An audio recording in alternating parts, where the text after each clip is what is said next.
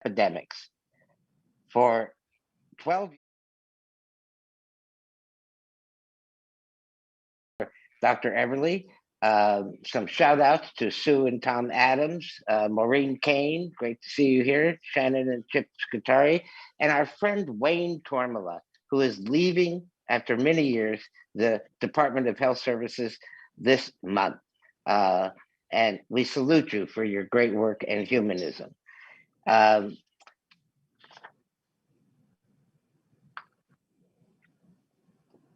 We launched the town halls last November to offer a platform to some of the public health professionals whose expertise and analysis are immersed every day combating the coronavirus.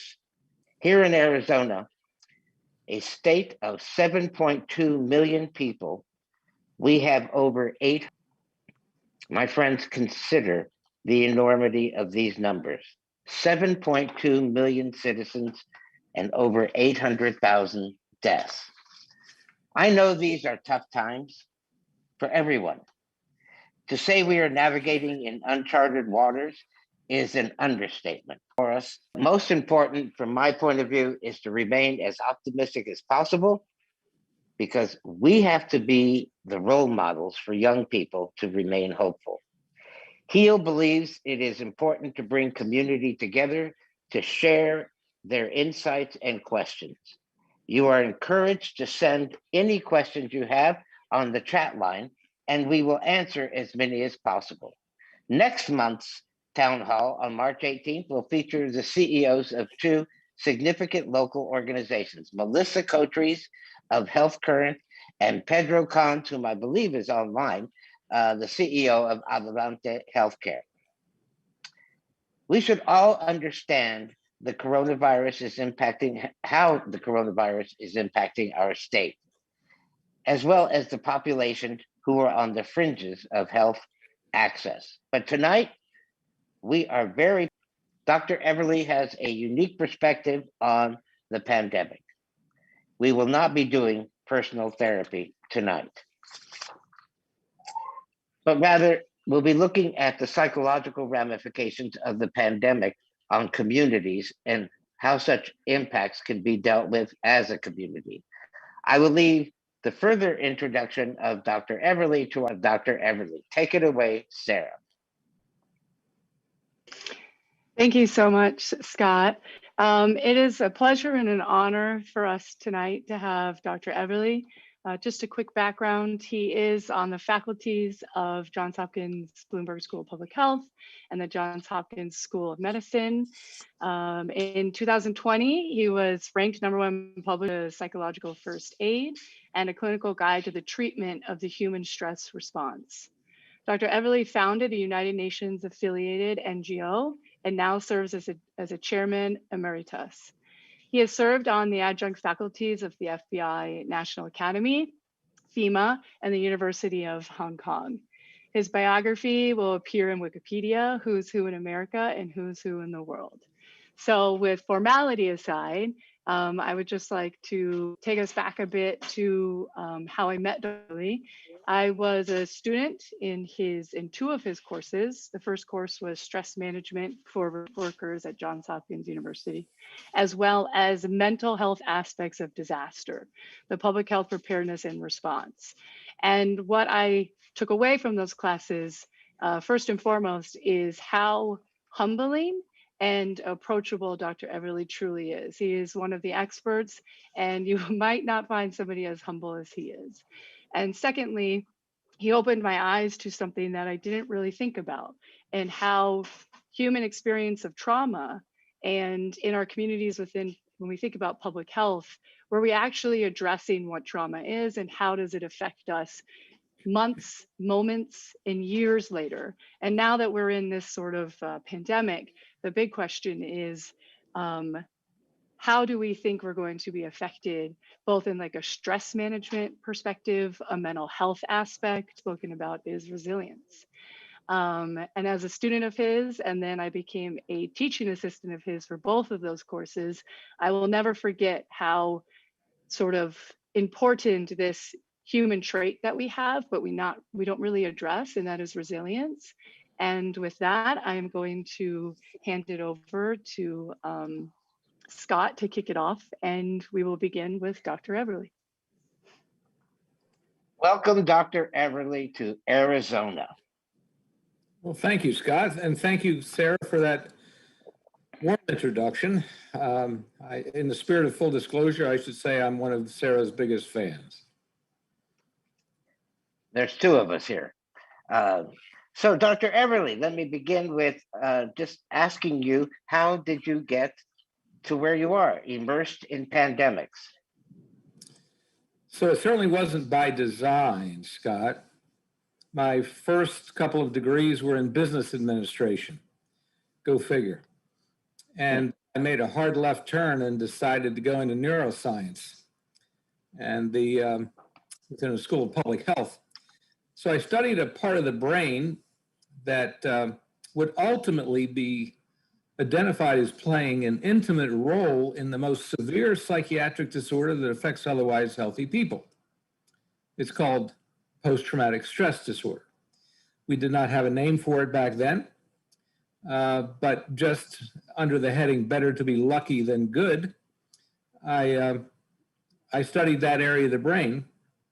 And then all of a sudden, when the diagnosis became reified in the Diagnostic and Statistical Manual of Mental Disorders in 1980, all of a sudden I was being consulted on this rather recalcitrant psychiatric disorder.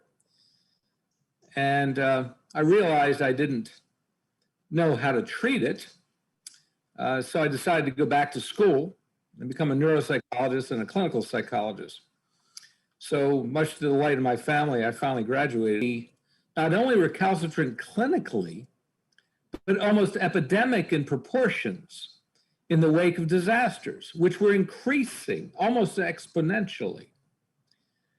I was asked to go to my first disaster in 1979. It was a place called 3 Mile Island, where radioactive steam was released from 2 generator towers.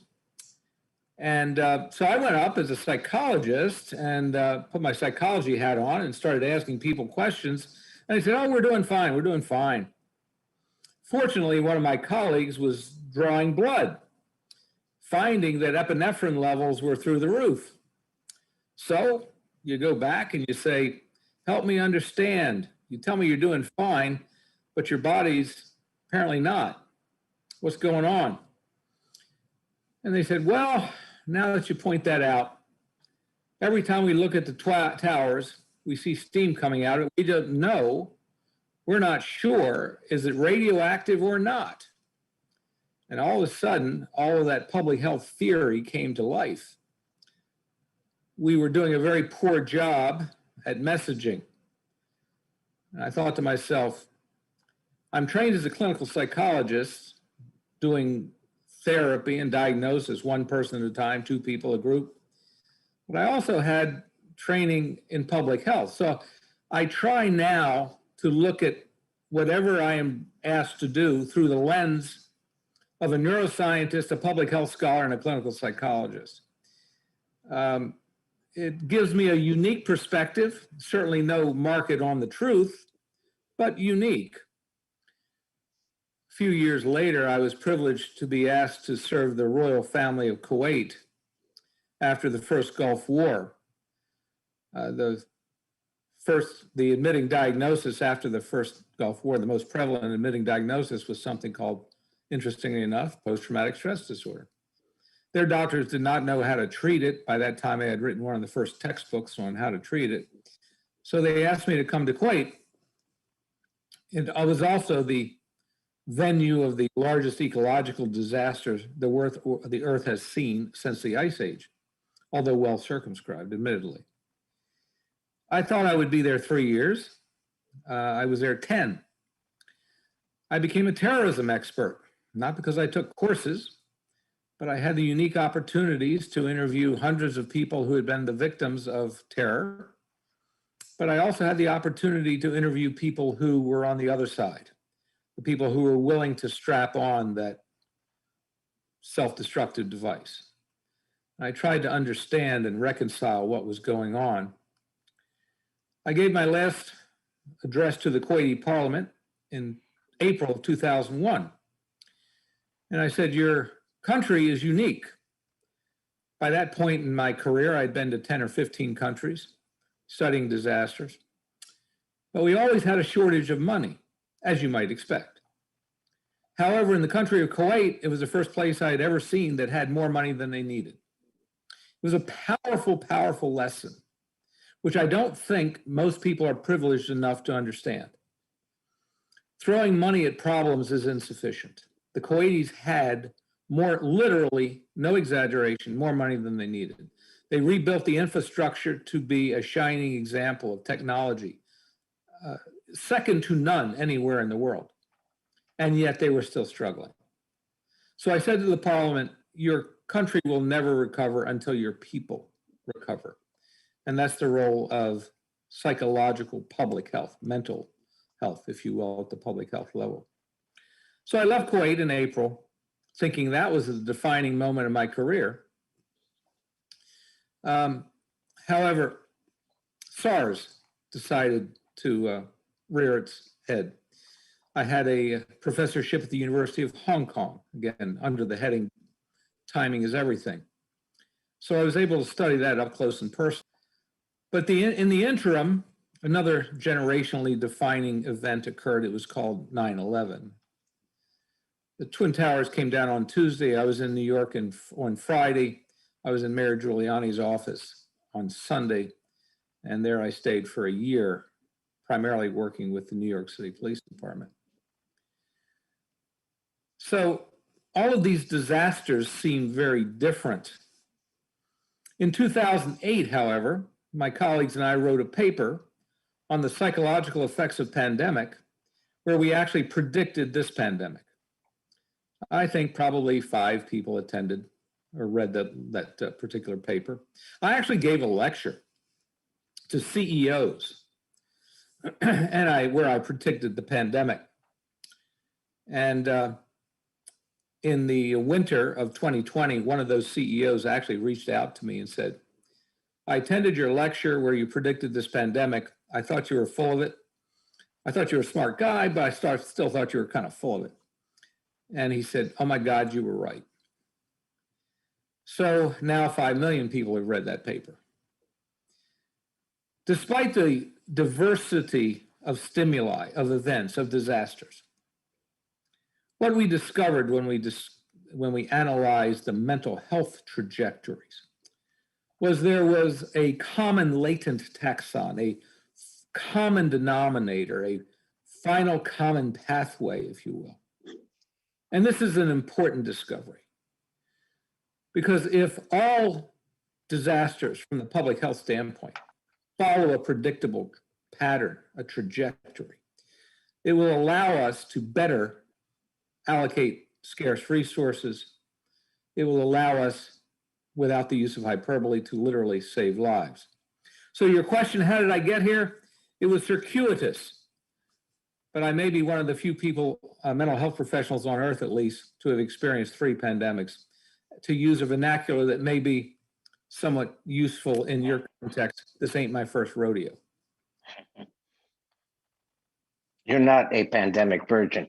So how is the trajectory of the previous, and you've been through, I appreciate you have been to many disasters, but how is the coronavirus trajectory making it different from your previous experiences?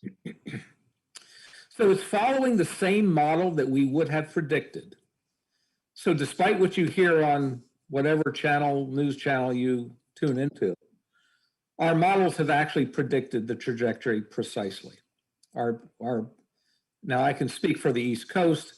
We predicted that there would be a spike in mid-January. That's exactly, you will probably be lagging behind in Arizona, but we would expect you would follow the same basic pattern. So if we go back, and Sarah, as a Hopkins alum, is well indoctrinated into our pioneering role into the Spanish flu, leading the research initiatives. It is Hopkins that is the most well cited in the COVID as well. And as Sarah will tell you, the Spanish flu of 1918 followed basically three waves, or I should say occurred in 3 waves. It lasted 24 months. It mutated. It became more contagious, but less lethal. We saw exactly the same thing in SARS. We saw the same thing in H1N1, and we are seeing the same thing here. So if we are to apply, as George Santayana would say, those who fail to read history are doomed to repeat it, we don't make that mistake. Unfolding here, Spanish flu. And everything that we would have expected is actually occurring. What makes this different, however, Scott, than most disasters is its wave-like pattern that repeats insult and injury. So, for example, a tornado, the impact is 20 minutes. A hurricane, the impact is 24 hours. We are worried about what I call disasters of uncertainty because we see repeated impact, which may be unpredictable. So we are in the 3rd wave. We did know that was coming, but nevertheless, most people apparently ignored that fact. And each time you get hit with a wave, it's more demoralizing and more demoralizing and more demoralizing. It seems to increase in almost exponential power, not additive.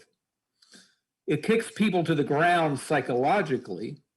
It fuels a predictable phase of the patterns of trajectory that we study, which is we refer to as the disillusionment phase.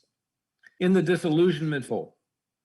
And as we increase our political and social vitriol, we inadvertently undermine the single best predictor of human resilience, which is coming together. We saw it in the Boston Marathon bombing with Boston Strong. We saw it in 9/11 with New York Strong. We don't see that here, Scott. We in 48 to roughly the mid-70s, it was called Pogo. Pogo once said, "We have met the enemy and he is us." Sadly, we are repeating that pattern. Wow. That's a lot you just said. So we are aware that Johns Hopkins Bloomberg School of Public Health is a major force in dealing with the pandemic. How did Johns Hopkins become this? And what is it like to be in the epicenter of pandemic knowledge? You could ask Sarah how we got that way. She may know better than I. I've only been there 22 or so years. It's a mixed blessing, Scott. So initially I was getting emails from literally, no hyperbole, all over the world from some of the most prestigious medical institutions on the planet asking for guidance. And basically they were saying, this ain't your first rodeo. We understand that. We've read your books, your papers, whatever. Give us some guidance. I was surprised at the level of the question, however. It was not, how do we refine intervention X or implement intervention Y? It was literally, what do we do? We are clueless. And I was taken aback by that a little bit. So I found myself for the first 6 or 7 months working 7 days a week, trying to help others not burn out. When you are seen as a conduit for information, which certainly Hopkins was, that information can be overwhelming. The art form then becomes separating the relevant and challenging sources for their credibility. There are some, for example, who would question the early information coming out of China and coming out of the World Health Organization. I won't comment as to the veracity of those claims, but Nevertheless, there were some issues. Do we formulate public health policy based on ambivalent, ambiguous, contradictory information? Those are some of the challenges that you have. When you are also faced with the burden that others are relying on your, in quotes, expert opinion, if you take your job seriously, as we all do, there is an added level of burden to all of that. We needed to get it right. We couldn't simply respond with impulsive, shooting from the hip types of actions. That is sometimes frustrating because it sometimes leads to a bit of a delay in terms of making a decision, what we would consider a credible decision. When people are saying, we need the decision and we need it now. So it's a little bit of a challenge. Let's just say, Scott, it was stressful. But I think what we learned was that although this is a novel virus, true, we had enough history that we maybe even didn't know we had that could have been a powerful source of guidance. So maybe that's another powerful lesson to learn. Well, and I think many of us are relying on you having the wisdom and knowledge at Johns Hopkins to help guide us. I think our models have been correct. It's whether they ever made it into the mainstream media, whatever that. But sometimes when you're dealing with a new event or a new twist on an event, we do the best we can in the moment with the opinion, better to do something than do nothing. So what we did, my field, I'm not a virologist. So my field was to study the epidemiology, create models from the mental health standpoint, and then design programs that could be used at especially healthcare, the institutional level, to protect staff, and then to extrapolate from those models into the community, where this virus from the mental health standpoint has targeted lower income populations preferentially, adding to economic disparities and other issues that will linger far longer than the virus will. We would expect the psychological after the virus itself has been basically accounted for, mutated itself into a threat, I'm sure, but the psychological implications will be lingering. I think those implications are nothing less than profound. The economic impact is unparalleled. We looked at 9/11 as having the greatest economic impact on our country, for example, perhaps the world. And it still may, but in different ways. I think you'll find that the economic impact, direct impact of COVID will have a far more profound effect on the way people live their lives. And it will not be a positive one. That having been said, I'm a dyed-in-the-wool optimist. I believe that there are powerful lessons to be learned in my field, which is mental health. And I hope I'm not naive. I hope we can come out of this stronger than we ever were before. But we are going to have to change the way we do business. Sarah? And on that note, Dr. Everly, as you know that the mental health impacts will last, what do you think are these long-term impacts on our mental health that our country is going to be facing from COVID-19? So it will not be a univariate effect. Let's take some simple statistics, for example. Who is most vulnerable? Well, we typically say the very young and the very old, psychologically, right? let's put another twist on this. Let's take a look at data prior to COVID. According to the Maryland, of any generation we have ever studied. This is before COVID. Evidence of depression and anxiety higher than any pre-existing generation.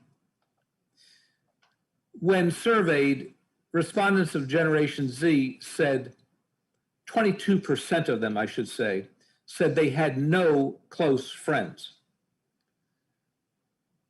This is startling and concerning.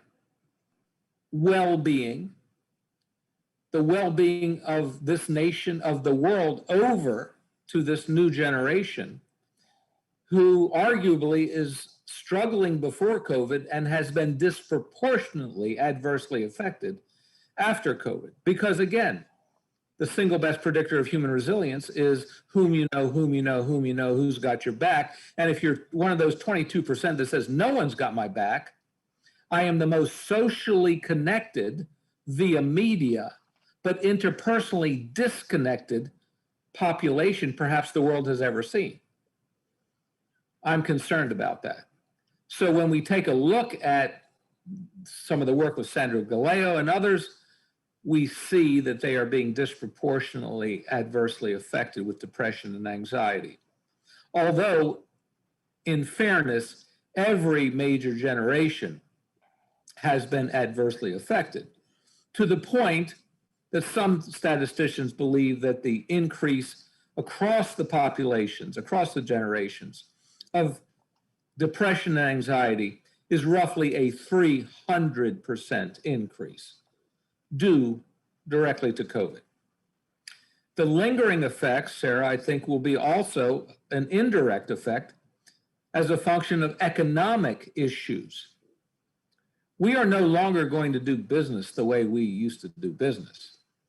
The concept of going to work, the concept of work-life balance is dead.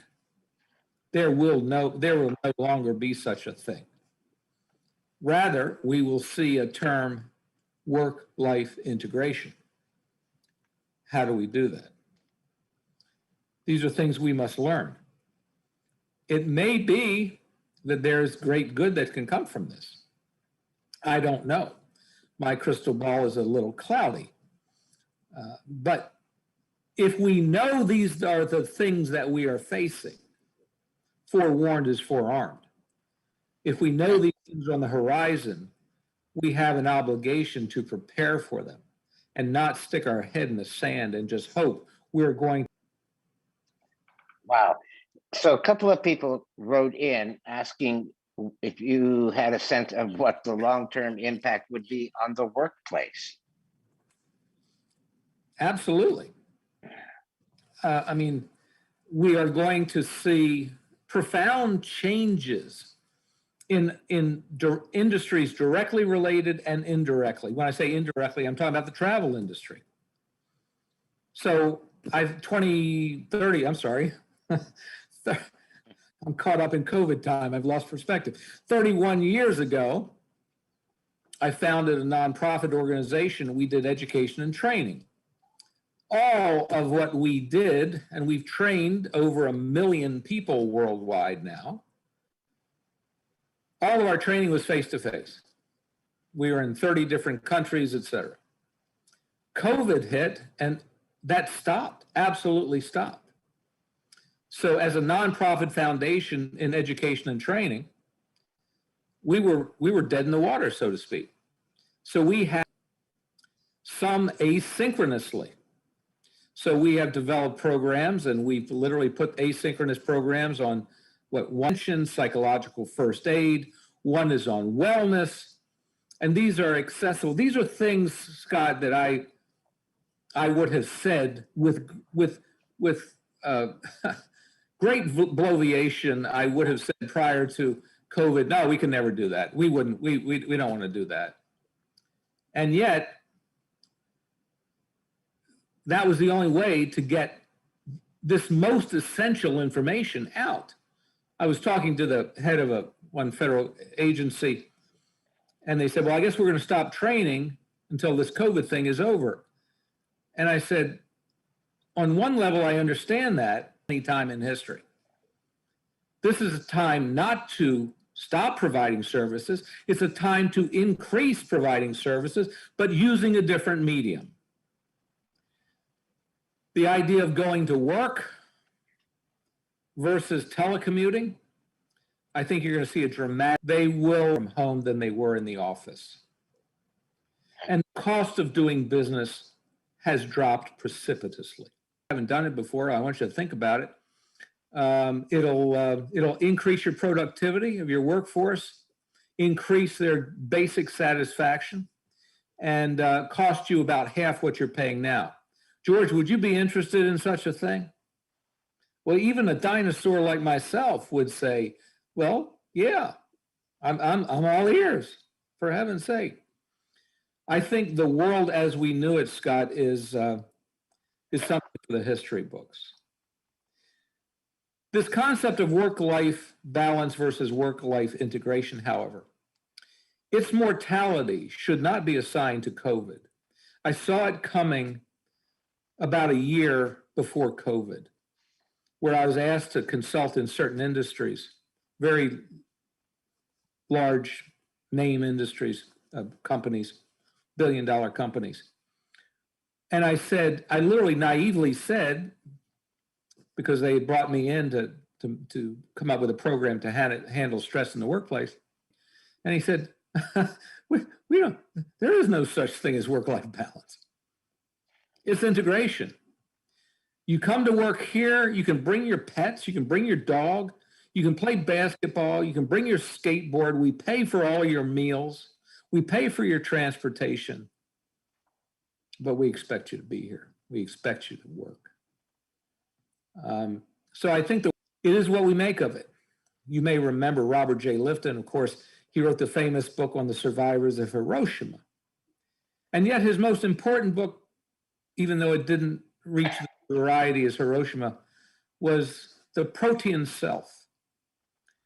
And in it, he said, we live in a world of flux, a dynamic world. Those who adjust the needs of the moment. He said, we must be like Proteus. And you'd say, well, that's something powerful. Did that book come out this year? It came out in the 1990s, Scott. No one seemed to pay attention. Wow. So what kind of measurements, measurement tools do you use in trying to ascertain the enormity or the shape of what's happening? Well, as a psychologist, my golly, my profession was created on measuring stuff, whether it was intelligence or depression or whatever else. So there are a number of validated psychometric instruments. However, if you want to do what the pollsters do, and other than the 2016 election, the pollsters usually get it fairly accurately. You can use standard structured interview guides and use telephone polling, things like that. People prior to 2016, people were astounded that you could literally predict the outcome of a presidential election based on 4 or 5 samples of about 1,000 people across the country. How can you do that? Well, it's understanding where the representatives, they are standardized interview guides as opposed to psychometrics, such as depression scales and anxiety scales, although you can use those as well. Sarah.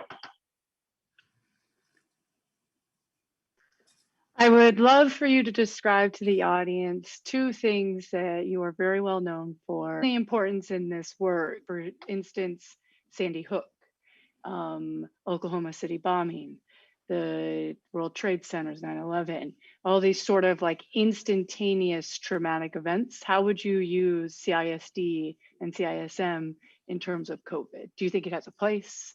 just sort of talk about it so people can become familiar with Sure. these tools in this training.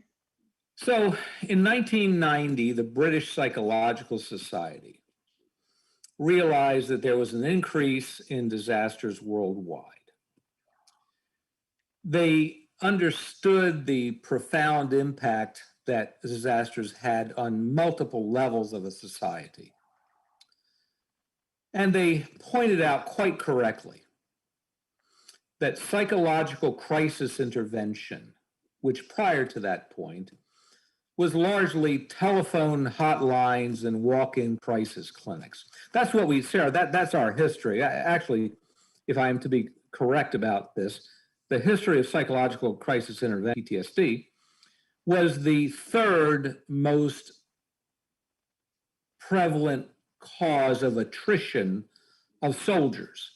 The first being the Spanish flu, the second being the enemy is trying to kill you, the third is post-traumatic stress disorder, basically shell shock. And they found that taking people back was only returning 5 to 15% of the soldiers back to duty. So they said, we got to do something different. So they established what would become, they did not treat them psychotherapeutically, but rather think of it in the context of psychological first aid.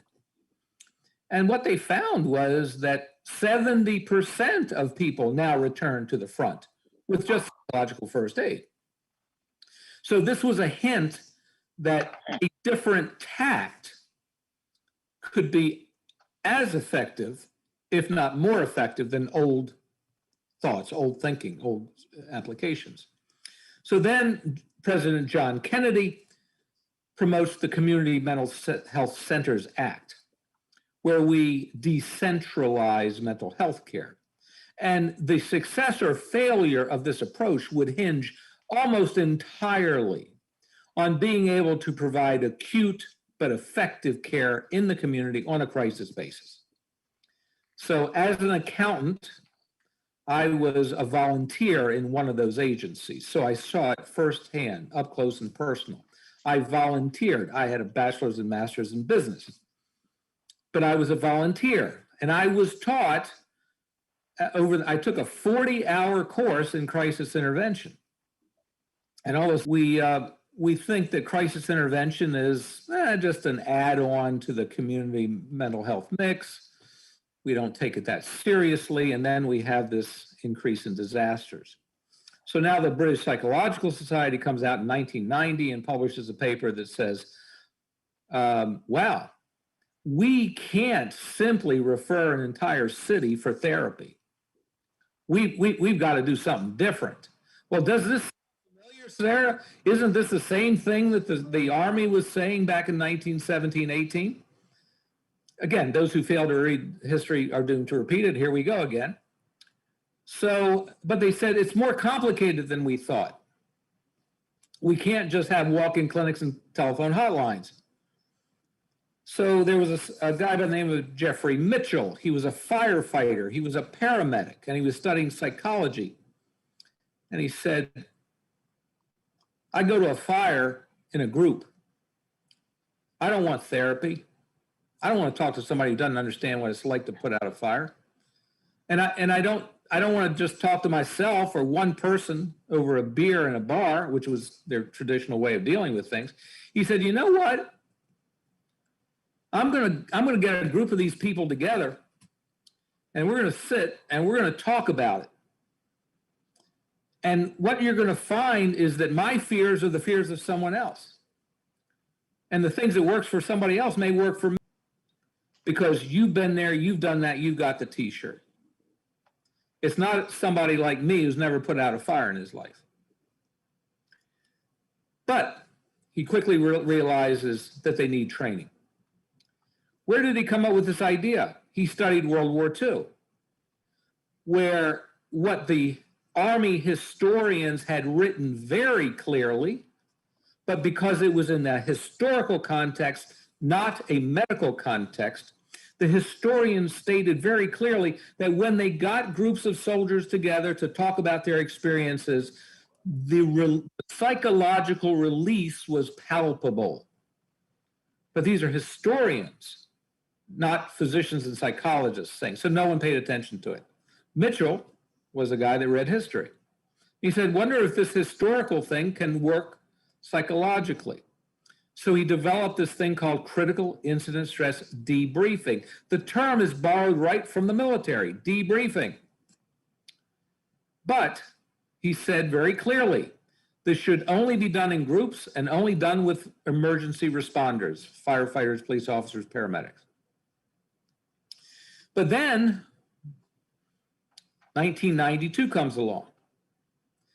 Every state in America, because there is an adverse mental health consequence to every disaster. You think for the state of Maryland, we were the third state to actually become operational. California was number one. But we quickly realized that we needed more tools in our toolbox than just telephone hotlines and walking out in the field. So one of the things that Mitchell had wisely understood was that one size doesn't fit all. Sometimes all people need is, all they need is a town hall meeting. So he created something called critical incident stress management. The problem is the terms are too close. The difference between a D and an M is often lost. CISM, CISD, what's the difference? Well, the D refers to a small group crisis intervention called for. So we go back and we understand that we need failure. And, you go back to the writings of Sun Tzu, who emphasized the importance of strategic planning. Well, if strategic planning is powerful in war, von Clausewitz, his book On War is still the standard guide to strategic planning in business schools. Mitchell gave us a tool. It's called critical incident stress management. But the art form now, Sarah, we've raised the bar. We've made it more difficult. We've said, in no way is this really different than a physician who has a pharmacopoeia. The physician can prescribe a wide range of medications. The art form is prescribing the right medication at the right time for the right person. They pick the right tool at the right time for the right situation. It's harder to learn. As a result, there was some very poor research, 2 very poor studies that came out of England, ultimately very much condemned. Journals and the like is there forever. So there's a lot of misunderstanding about what we do. But I think what we have discovered, Sarah, is that disaster intervention is something that we must take very seriously. Human lives are in the balance. Human suffering is in the balance. We need to get it right. One size does not fit all. Debris ended history. I should add, just because I just finished a book on research, reviewing research. As you take a look, critical incident stress management was actually applied in 9/11, in the wake of 9/11. It was actually compared to multi-session counseling. The discovery was that critical incident stress management, when applied by skilled individuals, picking the right tool at the right time, occupationally based intervention programs, they were superior to multi-session counseling, which is a fascinating finding. Wow. So how could we in Arizona have a sense of the impact on, for example, our... First of all, you have to define what you mean by impact. Secondary psychological impact. I think that, again, this is really the work of the epidemiologist, and I will claim not to be that type of professional. Sarah is far better versed in that skill than I. So I will defer to her point of view. Sarah, take it away. Well, with what Dr. Everly is talking about band loss, how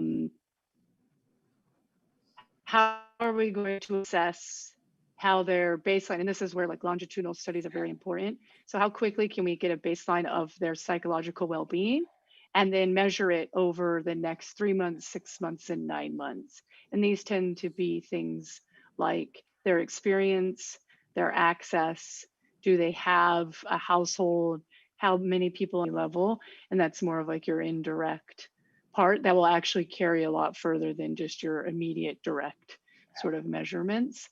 But you all on these things, you consult with the mental health experts like Dr. Everly, because you really want to understand how best can we measure something that is already hard to measure. And that would be sort of the critical mental well-being of people. So those that have acute psychiatric needs, a lot of times when we assess on these scales, do you actually help something? But acutely it's there, but chronically it's going to be present if there is absolutely no access. So that's how I would answer that question with Dr. Everly. It sort of gets to the So, social and Dr. determinants of Everly, health. yeah, and on that, Dr. Everly, what do you think is the most lasting traumatic effect of COVID on family dynamics? So when we're addressing migrant and or marginalized communities, we know that their households tend to be multi-generational. So what do you think of this sort of traumatic lasting effect on the family dynamics of COVID? So let me just talk about families in general. We know that people often hold it together well at work. They can get the job done. They realize that if they don't get the job done, they don't have an income. But because the pressures are not being attended to, they come home and they release those tensions. And sometimes it comes out in productive ways, and sometimes it comes out in very non-productive, traumatic ways. One of my great concerns was, will we see an increase in domestic violence? Will we see an increase in child abuse?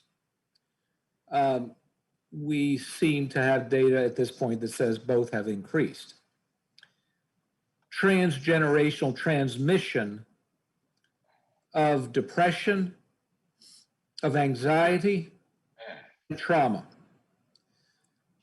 There was a time when we said those things aren't possible. I hope those days rationally, we actually have a biological model with things like, we see transcription alterations in messenger RNA as a result of depression and PTSD.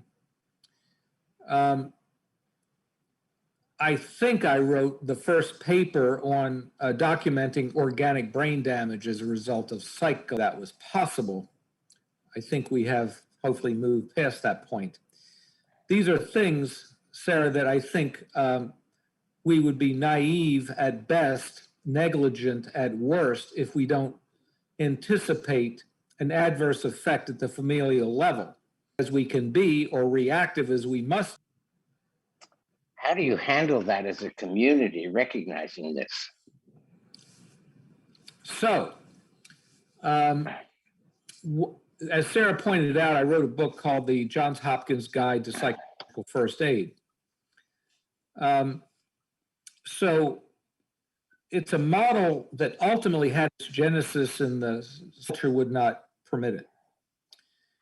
So we had to come up with a new approach. To my knowledge, we created the world's first resiliency center, where we would attend to the needs of those who were traumatized and depressed. We viewed reactions as adjustment reactions, not as psychiatric diagnoses. We were very pleased at the reception that we received. But you can't just rename something. You have to change your approach. So we began to implement psychological first aid protocols at the community, to your point, Scott, level. So we now look, in fact, I wrote a paper in a journal called Crisis, Stress, and Human Resilience about 6 months ago, maybe a year ago, where I said psychological first aid should be our first go-to if we are ever to approximate total mental health care. But psychological first aid is clearly the way to go to access hard to access, underserved areas or populations, or simply lack of providers. It is clear to me that 100 years of formal psychiatry or health care, this is not a political statement, it simply is people are in need and we're not those needs. So change the game a little bit. Can we teach paraprofessionals, for lack of a better term, peers, if community peers, any precedent for this? Do we not teach CPR? Do we not teach basic life support? Do we not teach advanced? Yes. Well, if we can do it physically, why can't we do psychological first aid? And the parallels are striking. Should we not have the basis of, if you will, psychological CPR, psychological basic life support, psychological advanced life, because we've done it. Research going back to the 1970s, meta policies have shown that people without any problem, so you want to bring mental health to your community, one way until we figure out how to do this some other way is to think about psychological first aid at the community level. How about this? Develop a community psychological first aid corps. Train clergy to do psychological first aid. Put people in primary care physicians' offices who can do psychological first aid. Do it at the workplace. Is this speculation? No, we have done all of these things. You mentioned peer run. I know in the behavioral health world, I've worked with some peer run organizations, and they do sometimes amazing work with each other and provide that kind of psychological first aid when most people can't even say it out loud or recognize it in themselves. You change the game, you change the name. Words matter. The Whorfian, you may remember the Whorfian hypothesis of linguistic relativity, right? Yeah. Anyway, anyway, take notes because it really is a cool thing to throw around at a cocktail party if we ever have cocktail parties again. So Benjamin Lee Whorf said you cannot, he was a linguist, he said you cannot think what you cannot say. Words shape your thoughts. Thoughts shape your actions. Words matter. Well, really? Well, George Orwell thought so. Do you remember 1984?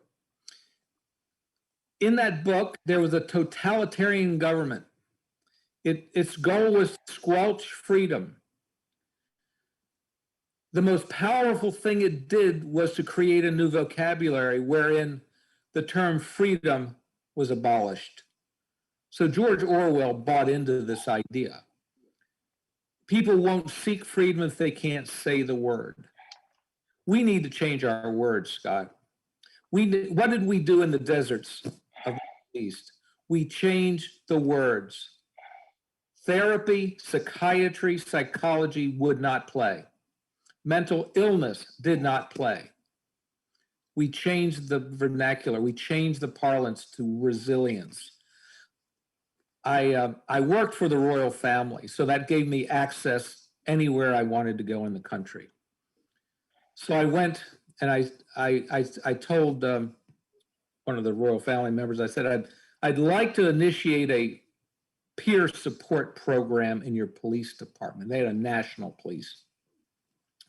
So they said, fine. He was nice, if not condescending. Why? Because the king said he had to be. That's a nice part of the kingdom, I guess. What we do have is a program that builds human resilience. It makes strong people stronger. He slams his fist on the desk and he says, now that we can use. What he did not know, it's the same thing we were doing in the community level. Words matter. So I think that we changed the vernacular, we changed the conversation.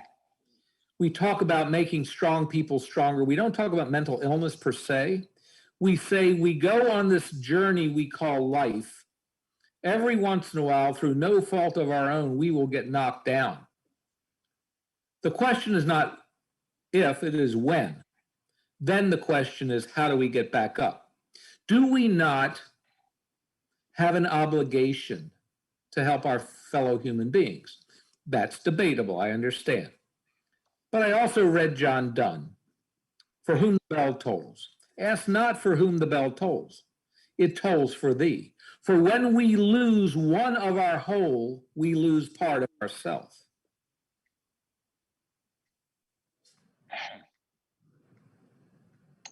I love that. And if we could only get people to understand that.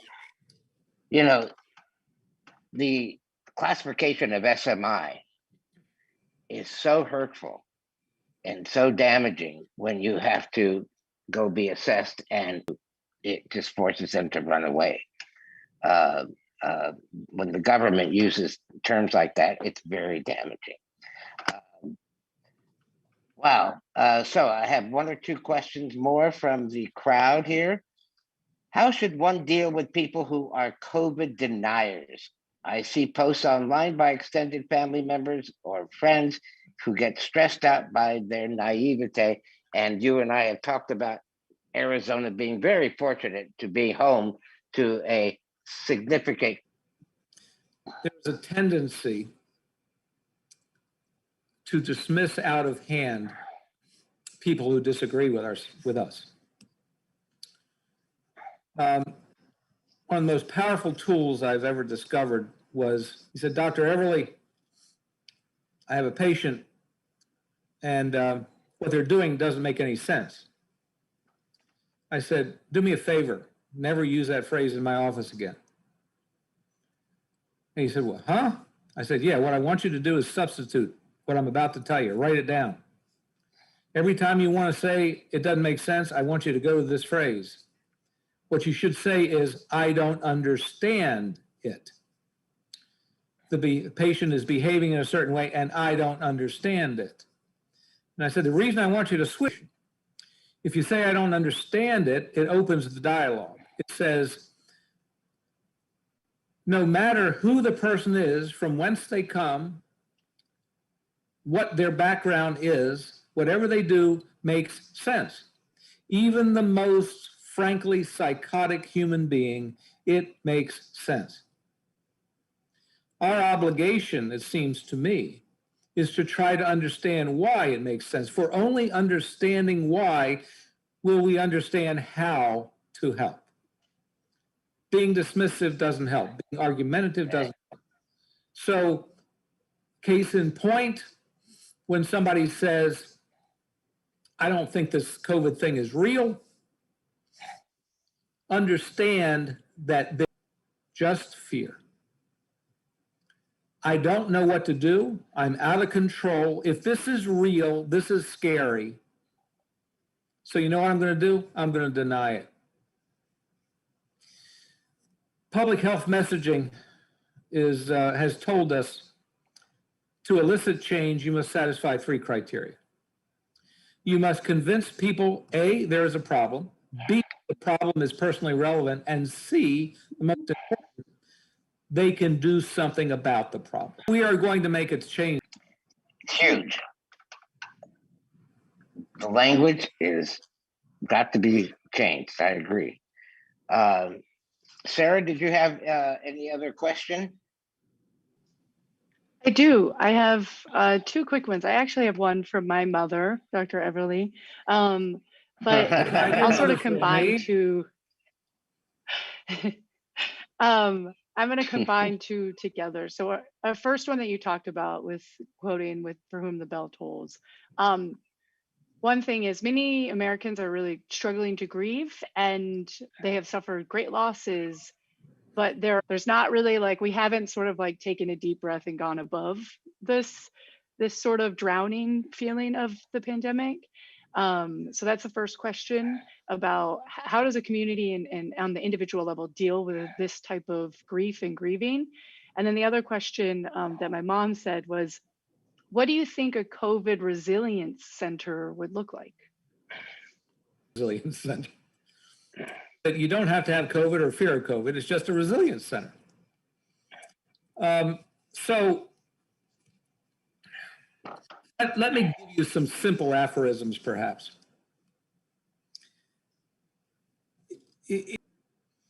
What would I say to them?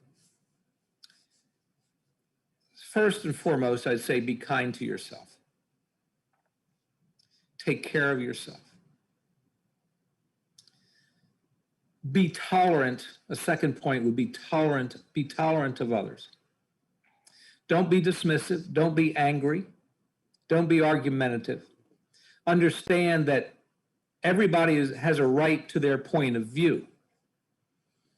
You may not have to agree with it. I would say that a third thing that we should do is study the past. What lessons can we learn from people who have been in similar situations? Can we bring them to life for ourselves? I would say a fourth thing, I borrow this from the common parlance, although originally proffered by psychiatrist Viktor Frankl, who said, mind the gap. There is a stimulus and there is a response. The more mind the gap, spread the gap. Human beings are fundamentally irrational people. And dispelling the myth that intuition should be your guide. Research tells us that roughly 70% of the time your intuition is wrong. So when we don't mind the gap, we rely on our intuition, we act impulsively, we sometimes make catastrophic decisions.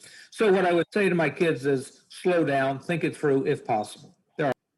Grows stronger with challenge and sometimes injury. So too can the human psyche grow stronger with challenge. Don't avoid challenges. It only makes you weaker. Embrace them. They will make you stronger. I would also say something I learned from my father. He was a professional musician and a chief financial officer. Go put those two together. And he taught me more by modeling, by action than words. I'm embarrassed to say I did not know I did not fully understand, even if I do. He landed in the D-Day campaign on Omaha Beach. And I would say to my dad, what did you do in World War II? Tell me about the war, Daddy. And almost invariably, he would choose the neutral or almost positive experiences, if there can be things from war. I said, Dad, that hit the house he was in, and sadly having to step over the body of his deceased comrades to escape. But he seemed to have this undying optimism. He seemed to understand that if you define your well-being as a destination, you will almost invariably be disappointed. We define happiness as a vaccine. I promise you, you will be disappointed. Either the vaccine will be as potent as we had hoped, or it won't be distributed as effectively as we hoped. There would always be something. So if you remove the destinations, and how many people listening to this have had a destination you worked a week, a month, a year, 4 years for, and the moment you got that, maybe a week later, you were disappointed and you were looking for another destination. Happiness residing in dreams became milestones. They were simply opportunities to advance in one direction or advance in another direction, but there was no such thing as failure. Only with destinations can there be failure, never in a journey. And there's something to learn with every milestone. As we take a look at Mandarin, for example, Mandarin, I am told at my tenure in China, so that symbols depict the word you're trying to portray. So the word crisis, for example, is, we say crisis, and it has to see the danger in the journey. When does the journey end? Some would say when you take your last breath. Others would say the end of breathing as we know it just opens another door to another. Is that the Greece and Rome say? There is no such thing as reality independent of interpretation. The Surgeon General's report said if 100 people experience a trauma, only 9 will develop post-traumatic stress disorder. Why is that, given equal exposure? Could it be interpretation? Do we really have more control over our well-being, but we simply try to control the wrong thing? As Marcus Aurelius wrote, control the things you can, cope with the rest, but understand the only thing you can control is how you react to the world as it unfolds around you. This is a time, Sarah, of great despair, of grief. It is a time that some will spend in the great psychological abyss, but this is also an opportunity. And there's even a subfield called post-traumatic growth, that as the muscle is injured through exercise, it grows stronger in the right environment. So what does that COVID Resilience Center looks like? It is one that nurtures the growth. So as protein and positive nitrogen balances allow the micro tears in the myofibrils of the muscle to become stronger and larger, perhaps we can provide psychological nutrients that allow people to grow stronger. The 40-year longitudinal work of Emmy Werner proved that there was a formula that helped children who were otherwise death cells a better place. We can do this. I hope you'll come to the Resiliency Center opening that Holly Giesel will be putting together for us. You two are a wonderful testimony to education, to what it's like when used to have a friendship and a relationship with said teacher. Dr. Eberly, enjoy and learn from you. I can't thank you enough, Dr. Eberly. I wish you were here in the warmth of Arizona, but you're fine in Annapolis area. Is there snow on the ground? Snow and ice. You want to describe that to people who are on this call? No, I'm just joking. So I want to wrap up. Sarah, is there anything else you want to add? Just for everybody who's been listening and those that can come back to the recording, I think you can tell why I have felt so fortunate to have been a student of Dr. Eberly's, his teaching assistant, and from there on, both mentor, colleague, and friend. I'm beyond fortunate fighting and getting to have this insight years and decades to come. So again, thank you so much, Dr. Eberly. Sarah, thank you for the kind words and thank you for the invitation. And I have prospered from knowing you. And people like you are the reason I still have faith and hope.